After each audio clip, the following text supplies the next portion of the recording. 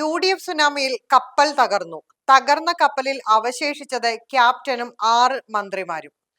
10 വർഷത്തെ ഭരണത്തിൽ നിന്ന് പിണറായി വിജയനെയും കൂട്ടരെയും ജനം ഇറക്കിവിട്ടുവെന്നാണ് തിരഞ്ഞെടുപ്പ് ഫലത്തിന്റെ ആകെ തുക.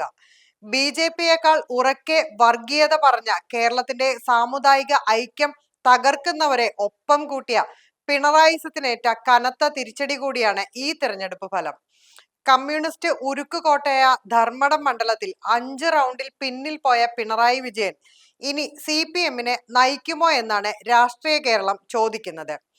കഴിഞ്ഞ ഒരു പതിറ്റാണ്ടിനിടയിൽ തിരുവായ്ക്ക് എതിർവായില്ലെന്ന മട്ടിൽ പിണറായിക്ക് മുന്നിൽ പാർട്ടി തന്നെ കുമ്പിട്ട് നിൽക്കുന്ന അവസ്ഥയിലെത്തി. 1998 മുതൽ 17 വർഷം പാർട്ടി സെക്രട്ടറിയായിരുന്ന സംഘടനയെ കാർക്കശ്യം കൊണ്ട് പിണറായി തന്റെ കൈപ്പിടിയിലാക്കി. പിന്നീട് മുഖ്യമന്ത്രി ആയതോടെ സർക്കാരിനെയും പാർട്ടിയുടെയും നിയന്ത്രണം ഏറ്റെടുത്തു. താനല്ലാതെ മറ്റാരുമില്ലെന്ന പ്രതീതി പാർട്ടിക്കുള്ളിൽ സൃഷ്ടിച്ചു.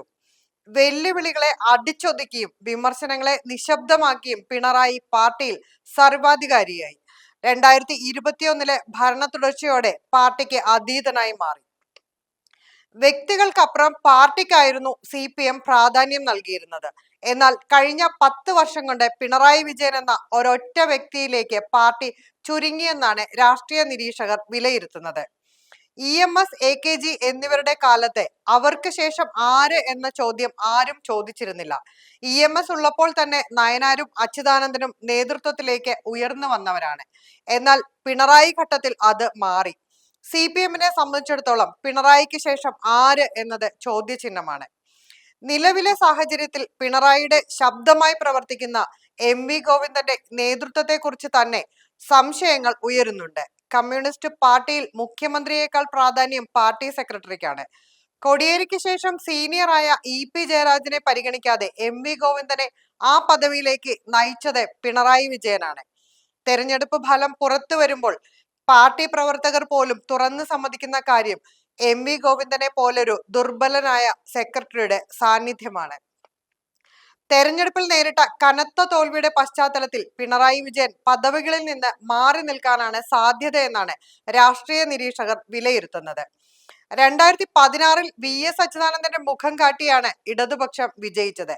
2021 തെരഞ്ഞെടുപ്പിൽ ആരോഗ്യരംഗത്ത് മികച്ച പ്രവർത്തനം കാഴ്ചവെച്ച ശൈലജ ടീച്ചറെ ആയിരുന്നു മുൻനിരയിൽ നിർത്തിയിരുന്നത്.